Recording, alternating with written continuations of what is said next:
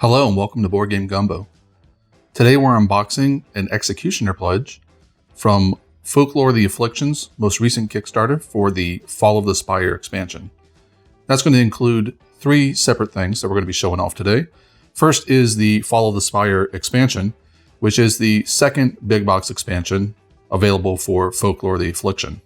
Secondly, we've got the creature crate that comes with the expansion and holds all of the miniatures currently available for the game, including the miniatures for the most recent expansion. We'll get to that last. And the last thing we have is this little Kickstarter exclusive pack with just a few little pieces in it.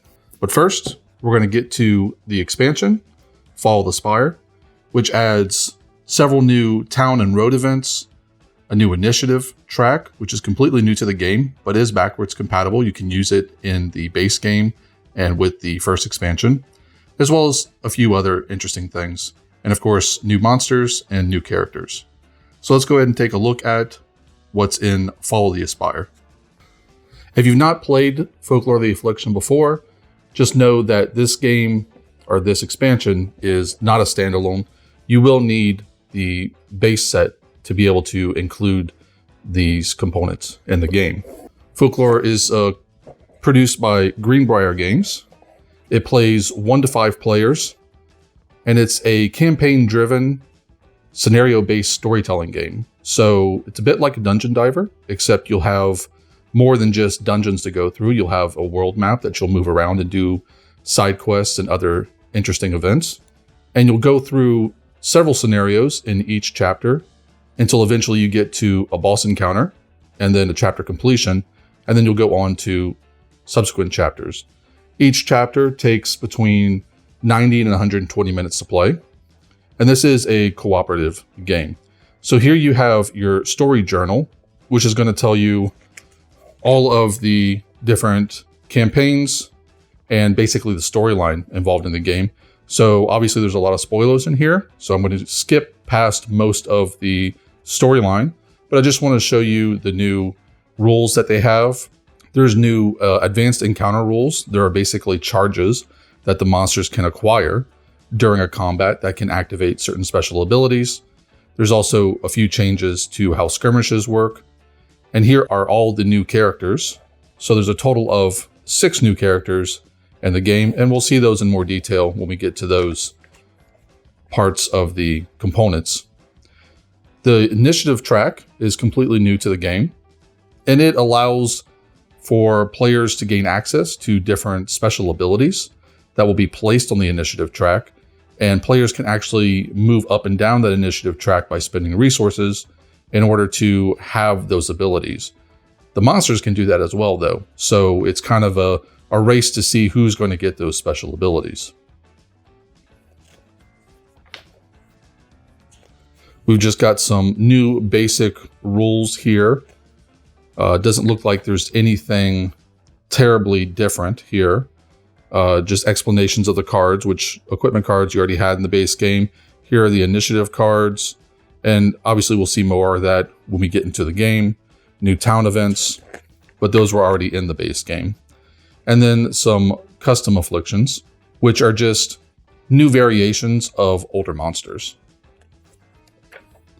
So here we're actually getting into the story. So I'm going to show you this, but then I'll stop and see what else is in the back of the book. So this would be where you would start in this story, because it tells you it's story 1. You have a difficulty rating here, and that affects the strength of monsters. It tells you where you start on the world map, and it tells you about how long it's going to take you to get through. It has some different things for you to keep in mind before you begin, basically just setup rules, and then it gets into the story. Now for every chapter, you're going to have a skirmish table. Whenever you get into a skirmish, you're going to roll a d10, and it's going to determine what you fight during that skirmish. Typically, these skirmish tables will be larger than this. In this one, there's only 2.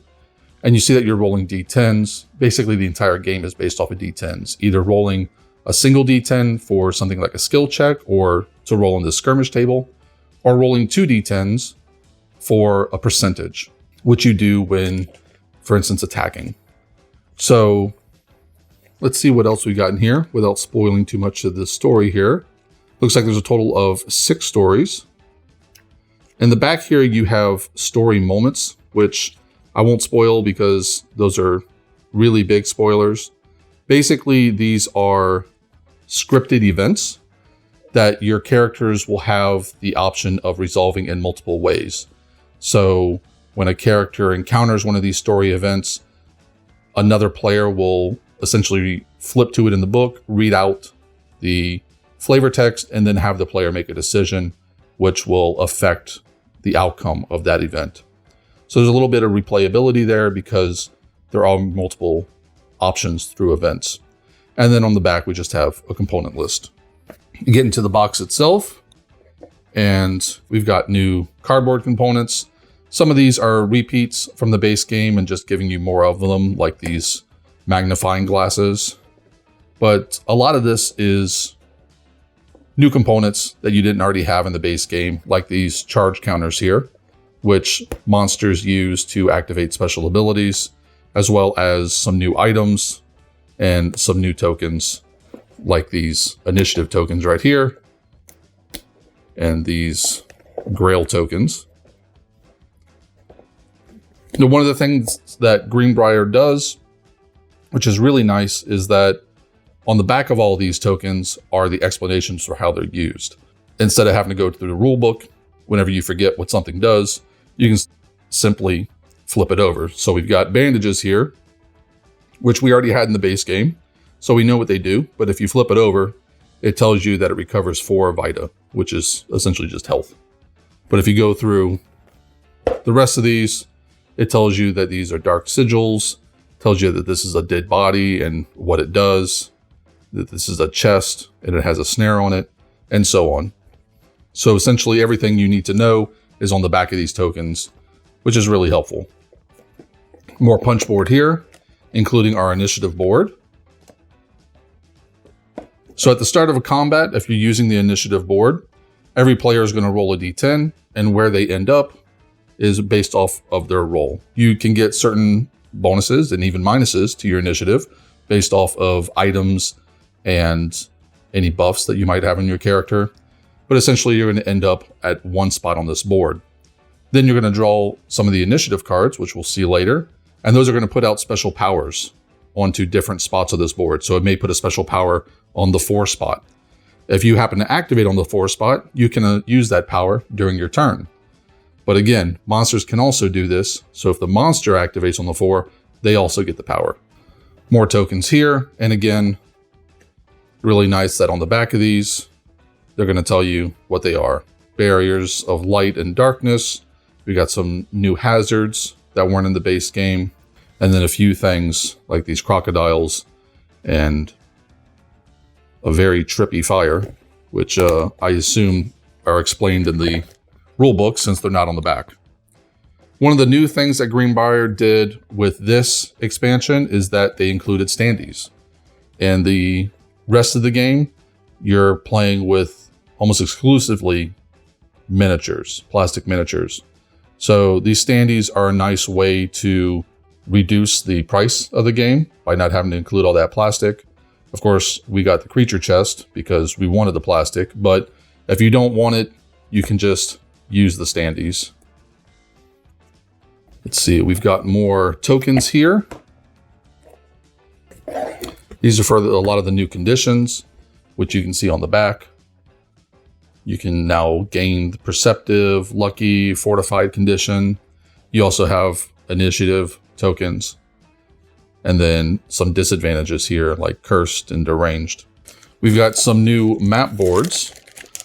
So there are 2 kinds of encounters in this game. There's sort of general combat, and then there's skirmish. So in a skirmish encounter, you're not going to use these boards. It's just going to be based off of dice rolls, and it's a quicker way to get through a fight. Whenever you have a true encounter, you're going to put together these boards in a certain configuration, and the storybook will tell you what configuration to use. And then you'll use these boards as essentially your battle map for that encounter. So we've got quite a few new boards, which isn't surprising. You can see that the graphics on these are really nice, vibrant quality to them. They're basically a cardboard stock, or like a very thick card stock. So those are quite nice. We've got a bag of standees for our new cardboard standees. And we've got several bags of cards. Let's see if there's anything hiding under there. Nope. So these are just going to be new encounter cards. These were already in the base game, or the concept of them were in the base game. This isn't a new mechanic. This is just a little more variability. You have town events, quite a few new town events. These look like rumor events. And then you've got road events and off-road events. So basically the way these work, town events and road events are pretty self-explanatory. When you go into a town, you'll get a town event. When you're traveling on the road, you'll get a road event. They are distinguished from day and night. Generally speaking, the nighttime events are harder, but not always. And you're usually based on some type of role. Occasionally, you'll have events where you have to make a skill check, and those will always be made by the active player. The active player is always going to rotate around the table. You have off-road events because on the world map, which I'll actually show you real quick, just so you can see what we're talking about here. On the world map here, you have designated roads, but you don't have to follow them. If you do follow a road, your movement is designated by these little hash marks. So you'd move along the road. If you don't want to do that, you can move off-road, which is basically moving into one of these larger areas. So instead of moving along this road, you could just move from this field to this field, over this bridge, into this field, and so on. However, when you do that, instead of drawing a road event, you have to draw an off-road event. And those are typically much more difficult. Lastly, you have rumor events, which are essentially like side quests. And typically speaking, you want to get these because they give you extra money and extra experience. Lore is essentially experience. And those will be put out onto the main board at some location. And you'll have to go there to resolve the rumor. So that's all of those cards. Got another bag here. So here are our initiative cards, which is our new mechanic. So whenever you get into a fight, as we already explained, each player and the monster is going to roll for initiative and be put on that initiative track. Then you're going to draw 2 initiative cards. And based off of the number of players you're playing with, these are going to have different abilities. You'll also roll to determine where they go. And then when you activate them, if you choose to activate them, you have to be on that initiative spot, and then you get it for the round. So here, if you're playing with 5 characters and you're on whatever spot this initiative card ends on, once per encounter, you can move up to your stride and make 1 free melee attack at any time. This does not count as your turn. So basically giving you a free movement and free attack on your turn. We've got new companion cards.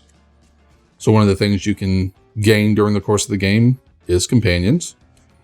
So companions assist you in fighting, but they also have special abilities. Like this beehive, you can exhaust it to make a ranged attack with plus 10 might and 2d4 damage. It's also plus 1 damage when trained. So quite a few new companions. Got new prayers. Prayers are spells, essentially, clerical spells. And they have a certain stat that they require. So you'll roll that on a d10. And typically, if you're trying to cast this prayer, you'll have some type of bonus to your faith. But these are essentially spells that give you different benefits. This one allows you to return a character from limbo, so basically returning somebody to life. Pretty much what you expect from cleric spells. Then we've got a bunch of new abilities. As your characters progress through the game, they're going to gain experience and levels. Levels will unlock new abilities that they'll have. And then you can also spend your experience on gaining new abilities. To gain an ability, you'll have to have certain keywords. So for instance, this druidic keyword, a class will have that keyword. And if they don't, they actually cannot gain this ability. There are some ways during the game to gain certain abilities that you didn't start with. And these are all things that you'll typically use during combat. You have active abilities, and then you have passive abilities. It's pretty straightforward, but having access to these new abilities gives you more opportunities to diversify your character. We've got new artifacts, which are essentially just items that you can acquire throughout the course of the game. These are typically items that you'll get for either completing some type of objective or completing a quest. We've got new rituals, which are essentially spells like prayers, except they use the occult stat instead of the face stat. We've got foe tactics. So these are new abilities that enemies can use. This is a new mechanic. You won't find this in the base game. New items and equipment packs. So these are essentially just new things added to the game that you can acquire either specifically for the new classes or just for everybody to use. They have obviously a cost, how many hands it takes to use them, what die they use for damage, and then any special abilities on them. And if you've played the base game, a lot of this will look similar or, very easily discernible to you. We got our new monster cards here. So the purple cards are the boss cards. So we've got several new bosses in the game. And these only have the one side. This is the combat side. It tells you how much life they start with. That's based on player count. It tells you basically their bonus to attack. That's what might is. And that varies based on the difficulty. Defense is essentially what you're trying to reach when you attack them. So for attack and defense, you're rolling 2d10 to get a percentile. And what you roll plus your might has to exceed their defense to hit them. Stride is just their movement. Lore is how much experience you get for defeating them. And coins, pretty self-explanatory. They all have a special power. One of the really interesting things about this game, which I like, is these powers over here on the right. So when anything attacks your team, they're going to roll percentile dice, just like you would roll percentile dice to attack them. And they're using what they roll on their dice, plus their might, to try to exceed the defense of whatever character they're targeting. However, the secondary dice, the single-digit dice, is also going to determine what type of attack they do. So not only are they attacking you, but based off of that second dice, they're going to do a different type of attack, which is interesting. And then you have this new charged ability, which essentially every time a creature hits somebody, they gain a charge. And when they have 3 charges, they're going to activate this special ability. But you can see all the new boss monsters. And then you have the regular monsters. Now, all of these are going to have 2 sides. So you have the combat side, which whenever you get into a combat encounter and you're using those tiles to make a combat grid, you're going to be using this side. But there's also the skirmish side, which is a lot simpler. And again, this is basically just dice rolls back and forth. You've got character count determines how many of them there are. And then this skirmish modifier down here at the bottom. And then what their bonus to their might is. So they're going to roll to hit, and then all the players are going to roll to hit, and then you'll apply damage to either the creature or the players or both. And then you'll continue to do that until everything involved in the skirmish is dead. It's a much simpler and quicker way of doing combat. Instead of just having grid-based combat all the time, which typically takes longer, it speeds up the game. And here we have our character cards for our new classes. You have your starting health, your starting defense, your starting might, any damage you get to your attacks, Power points are how you use your special abilities. Your stride is your movement. And then each class will have certain bonuses to various skills. Your starting equipment. This character knows both rituals and prayers, which I'm not certain that's been available before. And also you have a special ability. Finally, down here, you see the keywords, which is how you gain those abilities. If you don't see one of those keywords on an ability card, this character cannot gain that ability card. And on the back side, you have their ghost form. One of the great things about this game is that when you're defeated, if your character is defeated in combat, you're not out of the game. You become a ghost, and your ghost is still helpful to the rest of the party and can be resurrected at a later time. So we got the Druidess, the Gentleman, the Huntress, Magus, the Viper Maiden, and the Warlord as the new classes. And over here, we have the class books for each of those classes. Whenever you start the game as a particular class, you're going to be able to choose a focus. You've got a little background text here, some flavor text for your class. But first, you're going to choose a focus, and that focus is going to give you special abilities. It tells you your starting equipment as well as your starting abilities, and it tells you what you can do at the locations. Now, this is extra. All characters can do the same actions at different locations. Whenever you go to a village on the world map, depending on the size of the village, you're going to have access to certain locations. And those locations allow you to do certain things, such as being healed or going and buying equipment. Depending on your class, you may have extra actions that you can take at certain locations, like this one does. So here, the Druidess can go to the Tinker and buy a heavy fur cloak if she wants to. And then on the back here, you have your lore tree. And this is essentially how your characters level up.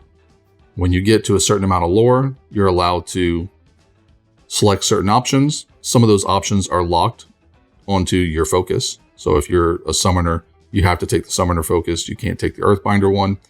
But these are new abilities that you'll gain as your character levels up. And there is one of these character books for each class. I'll go ahead and give you a quick look at their lore tree if you want to pause, if you're interested in a particular class.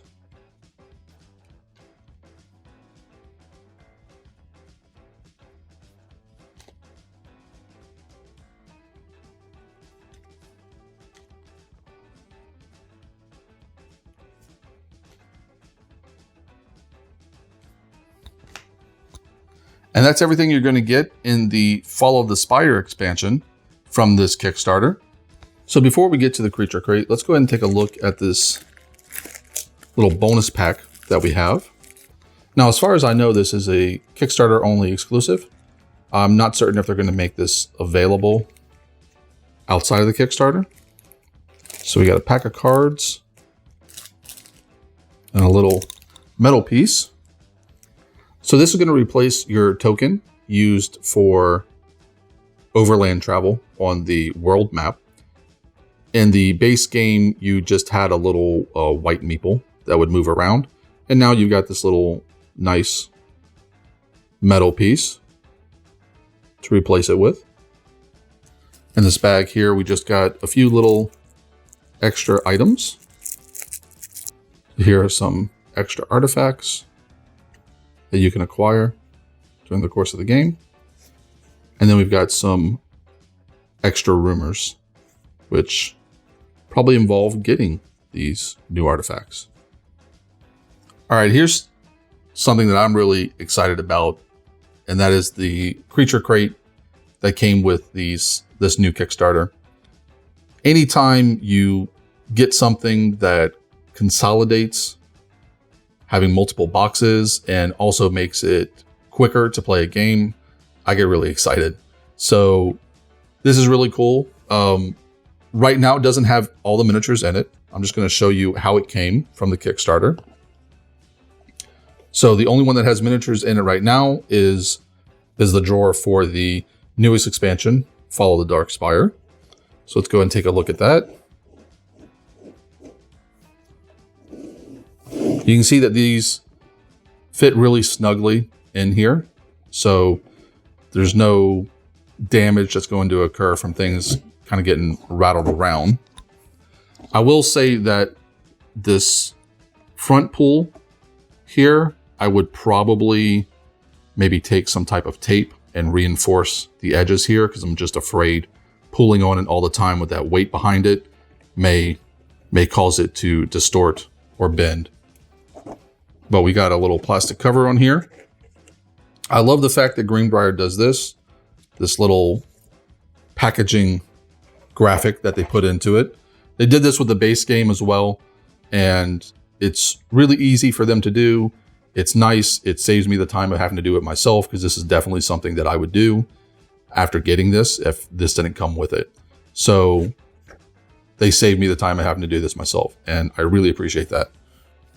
We've got all our new sculpts for our new monsters in this expansion. Got our crocodile. You can easily tell the heroes from the monsters because they're in a different color plastic. That is our Magus there.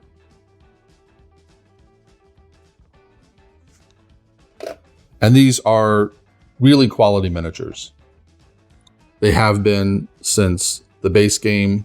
I don't have any complaints with the quality of them or the detail. Let's take a look at some of our bigger monsters like the succubus here.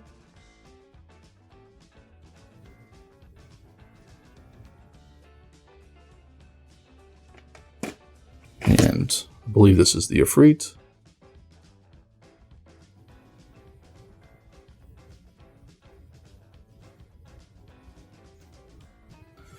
So that's how this creature crate comes from the Kickstarter.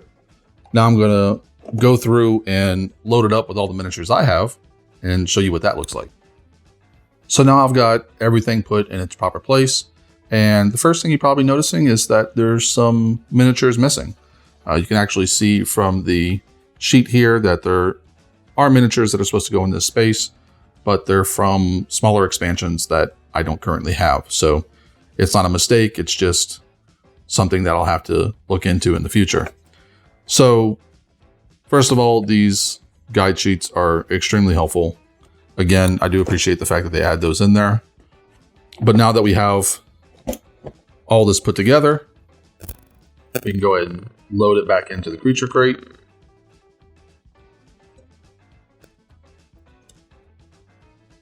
Darktales expansion. I do have a miniature missing down here. I believe I'm supposed to have that one, so I may have just misplaced it, but that'll slide in there. And then the core set on top. Now I do want to show you here before we finish up how much space this has saved me. One other thing I will say before that about this creature crate is I really wish it had a handle on it. You could add one most likely, but I really just wish there was something on the top or even on the sides to grab a hold of, because carrying this around is going to be a bit of an issue. Based on the size, I think it'll fit in most game bags. Actually, I'm fairly certain it will. So that's really nice, but I'm probably going to have a bag just dedicated to this from now on because of the size of it. So I really just wish there was a handle somewhere on it. But that being said, this crate has allowed me to consolidate a lot of the figures. I essentially have been able to cut both of these boxes from everything that's required when I go out and play this game. So both of these are now unnecessary. I don't need to bring them with me anymore.